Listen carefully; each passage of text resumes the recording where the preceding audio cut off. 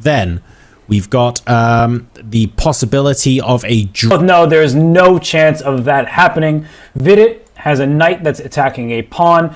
Vidit's king on e5 is nicely used as going to be a check on c6, picking up this b4 pawn. But we know the h6 pawn is more valuable because the h5 pawn over here for white is closer to queening. So I believe Vidit has many ways to win up for all of India, and he wants to get this done. And well, we just saw a swap bishop for knight and a king to e6. All right, yeah, exactly. We are liquidating now, making the position even more simple and punctuating this endgame with king to e6, really forcing the issue and saying, look, I am absolutely in command here. There is nothing you can do.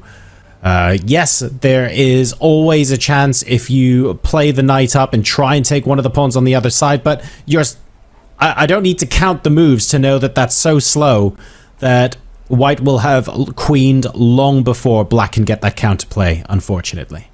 And you can see Gledura, I mean, he knows that this game is out of reach for him. He did, I believe, oh, excuse me, the king went to d6, not to e6, as my misclick on the board, and that actually takes away all of black's counterplay chances. h6 is still loose. If you defend it with your knight, the white king just goes on over and starts taking these queenside pawns. So Vidit, he is mopping up right now. It looks like Team India is going to win 3-1, John.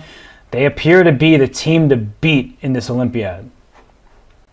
They are indeed, and it means that we will have a sole leader of the Olympiad after the end of this round. India will be 1 match point ahead of everybody else. That much will be guaranteed if they can secure the match victory in this game, which is why we are hanging around and taking a look at this.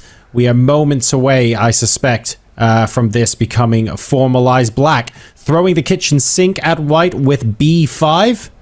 But I don't think... Even if we don't get a handshake, we'll see that Vidit has everything under control. He can take, that should still be winning, but I would probably keep more pawns on the board. That way you don't run the risk of black sacrificing the knight for all of the remaining pawns. And you see Vidit, he is about to grab a piece. He's double, triple checking. He knows that this endgame should be winning, and he does capture, I think, and he knows that it's not spoiling anything. Sometimes you allow liquidation, you don't have enough material remaining. He did take on b5, but it's because he's going to go win both of the pawns. Then we have 2 pass pawns on opposite sides of the board. This is looking beyond hopeless now, unfortunately. There's no pawn push for counterplay or anything like that.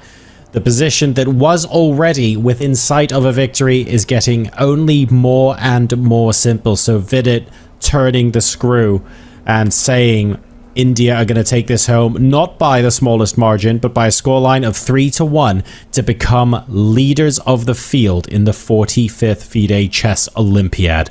There is the shake. India defeat Hungary 3-1 and secure their spot at the top of the table going into the rest day. Psychologically, that must be so good for the team, Robert. So good for the team, and so good in particular for Vidit Gujrathi. We don't need to ask questions about how Arjun Erigaisi is feeling. He's winning every single game he plays. But for Vidit Gujrathi heading into the rest day,